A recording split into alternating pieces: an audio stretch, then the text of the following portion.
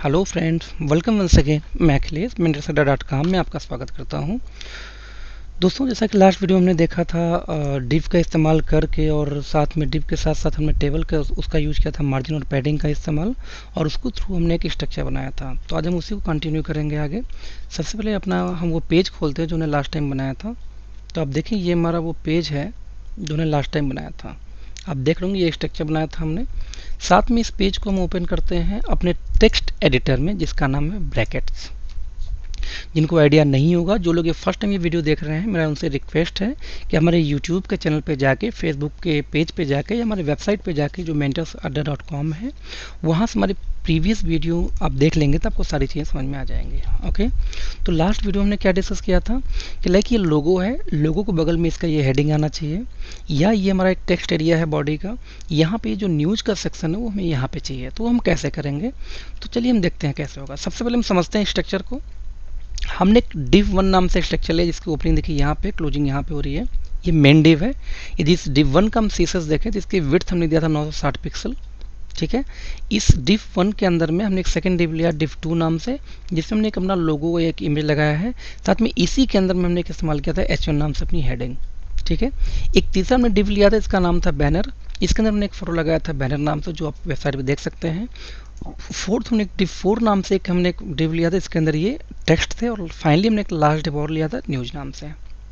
ठीक है, तो जब भी हम किसी चीज़ को एडजस्ट करते हैं तो हमेशा मेन यानी पेरेंट div में एडजस्ट करते हैं। तो आप देखें div 1 की विड्थ कितनी, 960 पिक्सल। तो सबसे पहले हम सीसेस सेट करते हैं किसका, div 4 का। आप देखें, मैं एक div 2 को ही कॉपी करके, या चलिए मैं यहाँ पे लिखता हूँ। तो हमने यहाँ पे लिखा क्या, हैश div 4। ठीक है, इसका हमने इसकी वैल्यू लेना शुरू किया। वैल्यू हमने क्या दिया कि सबसे पहले इसका विड्थ एक दिया। अब सवाल है कि इसका हम विड्थ दे कितना, क्योंकि मेन का जो हमारी विड्थ है, सॉरी div 1 का, उसकी है 960 पिक्सल। तो अब इसलिए हमें जब भी देना होगा उससे कम, जबकि न्यूज़ सेक्शन में ऑलरेडी हमने दे रखा है 350। तो 350 को जब हम 960 में से माइनस करेंगे तो 610 आपकी वैल्यू आएगी। तो हमें जब भी देना तो 610 या इससे कम ही देना है। क्यों, क्योंकि उससे ज़्यादा हम देंगे तो ओवरलैप करेगा। तो हम यहाँ बता देते चलिए 600 पिक्सल, कि 600 पिक्सल इसकी विड्थ होनी चाहिए। आइए हम एक बार इफेक्ट देखते हैं कैसा आता है। हमने विड्थ दिया div 4 को, वेबसाइट ओपन की, रिफ्रेश मारा, कोई इफेक्ट नहीं। ऐसा क्यों हुआ? ऐसा देखिए इसलिए हुआ कि मैंने आपको लास्ट टाइम बताया था कि एक आईडी और एक क्लास, दो नाम होता है। आप देखें, सबको हमने दिया था आईडी, लेकिन आप देखिए div 4 को हमने दिया था क्लास, और यहाँ पे हमने वैल्यू क्या दिया है, हैश यदि हमने दिया तो HTML क्या या ब्राउजर ये सोच के चलेगा कि ये कोई आईडी है। तो div 4 नाम से कोई आईडी है जिसके ऊपर अप्लाई करनी है। तो div 4 नाम से कोई आईडी इस पेज में नहीं है, बल्कि हमने क्लास दिया था, और क्लास को हम रिप्रेजेंट करते हैं डॉट से। तो हैश मैंने डॉट लगाया, कंट्रोल एस से सेव किया। हम आते हैं अपने पेज पे, हमने पेज पे आते हैं, और इस पेज को हम ओपन करते हैं। राइट, कंट्रोल आर से मैंने रिफ्रेश किया। अब ये देखिए, जो पूरा फुल विड्थ में थी, ऑटोमेटिक इतनी दूर में एडजस्ट हो गया ये सारे डेटा, टेक्स्ट जो तुम्हारा बॉडी एरिया नहीं पैराग्राफ। क्यों, क्योंकि हमने इसकी जो विड्थ थी वो हमने क्लियर कर दी। एक थोड़ा सा और क्लियर करते हैं। यदि हम इसको बॉर्डर दे दें, इस विड्थ को हम एक बॉर्डर देते हैं 1 पिक्सल का, एक सॉलिड हम बॉर्डर देते हैं। बाय डिफॉल्ट कलर ब्लैक होता था, हमें देने की जरूरत नहीं है कलर। हम यहाँ रिफ्रेश करते हैं। आप देखिए, अब कुछ क्लियर हुआ होगा कि 600 पिक्सल देते ही जो ये div हमारा पूरा यहाँ तक चल रहा था, 960 पिक्सल ऑटोमेटिक बॉडी को ले रहा था, वो 900 यहीं पे सिमट गया। ठीक है, लेकिन अब हमें इसके बगल में जो जो खाली स्पेस है, हमें यहाँ सेट करना अपना ये न्यूज़ का सेक्शन। चलिए तो देखते हैं कैसे होता है। तो हमने यहाँ पे क्या किया कि सबसे पहले एक प्रॉपर्टी होती है फ्लोट, PFLOAT फ्लोट। फ्लोट हमने कहा लेफ्ट, हमने कहा कि जो ये जो बॉक्स हमारा div 4 है, ये लेफ्ट साइड में ये फ्लोटेड हो जाए। ठीक है, साथ में जब ये लेफ्ट में आएगा तो हमें साथ में न्यूज़ को भी लेफ्ट में आना है। तो हम न्यूज़ को भी, जो हमारा न्यूज़ सेक्शन है, इसमें भी बढ़ा देंगे फ्लोट लेफ्ट। क्यों, क्योंकि हमें दोनों को लेफ्ट लेके आना है, तभी दूसरे के साथ होंगे, नहीं तो अभी हम नीचे रहेंगे। एक तो हम फ्लोट कर लेफ्ट कर देंगे, दूसरे को नहीं करेंगे तो ऊपर नहीं आएगा। हमने कंट्रोल आर से रिफ्रेश किया। अब देखिए क्या हुआ कि ये बॉक्स यहाँ पे आ गया, उसके जस्ट बगल में न्यूज़ का सेक्शन आ गया। बट प्रॉब्लम क्या हो गई कि ये जो ब्लू, जो ऑरेंज बैकग्राउंड था वो गायब हो गई, जो कि मेन div का बैकग्राउंड था। ऐसा क्यों हुआ? बेसिकली जब भी हम कोई फ्लोट प्रॉपर्टी हम यूज करते हैं, तो वो जब तक हम उसको क्लियर यानी उसको हम ख़त्म नहीं करते कमांड के थ्रू, तब तक वो प्रॉपर्टी अप्लाई रहती है। तो चूंकि हमने ये न्यूज़ सेक्शन में आखिरी हमने न्यूज़ में दिया था फ्लोट लेफ्ट, राइट, लेकिन इसको हमने क्लियर नहीं किया, इस वजह से दिक्कत आ रही। तो हम इसको यहाँ करते हैं क्लियर। क्लियर करने के कई तरीके हैं, सबसे बेसिक मैं आपको बता रहा हूँ। एक हमारा टैग होता है B R for break, line को ब्रेक करने में हम यूज करते हैं, क्योंकि HTML में आप एंटर मार के, मैं चलिए अच्छा एग्जांपल अच्छा याद आ गया। जैसे ये HTML ये पेज है, मैंने इसको यहाँ पे एंटर मार के मैं 5 पेज मार दिया। 5 पे एंटर मारने के बाद में कंट्रोल F से सेव किया, और जो हम वेबसाइट पे देखते हैं क्या होता है, वेबसाइट में देखिए कोई अंतर नहीं हुआ। पता है क्यों? क्योंकि एंटर नहीं समझता, स्पेस नहीं। यदि जब भी हमें किसी लाइन में स्पेस देनी होती है तो हमें यही टैग लिखना होता है BR टैग, और BR को स्पेस फॉरवर्ड स्लैश के बाद में BR लिख सकते हैं। इसी कोई ओपनिंग क्लोजिंग नहीं होती। तो हमें यदि हमने एक बार BR लिखा, कंट्रोल S से सेव किया, तो अब देखिए यहाँ पे यहाँ से एंटर यानी कि लाइन चेंज हो चुकी है। इस तरह से हमें जितने भी लाइन हमें चेंज करने होंगे, हमें उतनी BR, हमने 2 3 4 5 BR दिया, यानी 5 बार हमने एंटर मारा और लाइन चेंज की। कंट्रोल R से हम रिफ्रेश करते हैं, देखिए इस लाइन के बीच में इतना अंतर हो गया। इसलिए BR टैग, ध्यान दीजिए, BR टैग बहुत ही यूजफुल टैग होता है लाइन ब्रेक करने के लिए, ठीक है। क्योंकि हमने क्लियर नहीं किया था वहाँ पे फ्लोट को, इसलिए हम चलिए यहाँ क्लियर करते हैं। जहाँ पे हमारा न्यूज़ सेक्शन खत्म हुआ, डिव ये हमारा खत्म हो रहा है यहाँ पे हम लगाते हैं क्लोजिंग। कैसे? हमने यहाँ पे स्टार्ट किया BR, ठीक है, BR के पास space CLEAR clear is equal to double quote के अंदर में आल। मैंने आल क्यों दिया? क्योंकि फ्लोट लेफ्ट के साथ में फ्लोट राइट भी होता है, तो हम particular float clear float left करें या क्लियर राइट करें, तो हम क्लियर आल कर देते हैं कि जितनी भी प्रकार का फ्लोट लगी हो यहाँ तक वो सब क्लियर कर दो। जो ही हम इसको सेव करते हैं, अब हम आके जरा अपने विंडो में देखते हैं, रिफ्रेश। अब देखिए ऑरेंज बैकग्राउंड जो गायब हो गया तो वो ऑटोमेटिक आ गया।